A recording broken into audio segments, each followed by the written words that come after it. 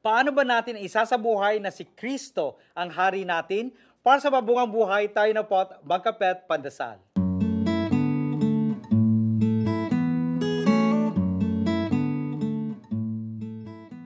How can we live our lives with Christ as our King? In today's world, kingship means being a good leader who cares for others and makes fair decisions. We can all embody Christ the King by showing leadership, helping others, and making wise choices, being fair and kind, and inspiring unity in our daily lives, no matter our title or position. Manalangin po tayo.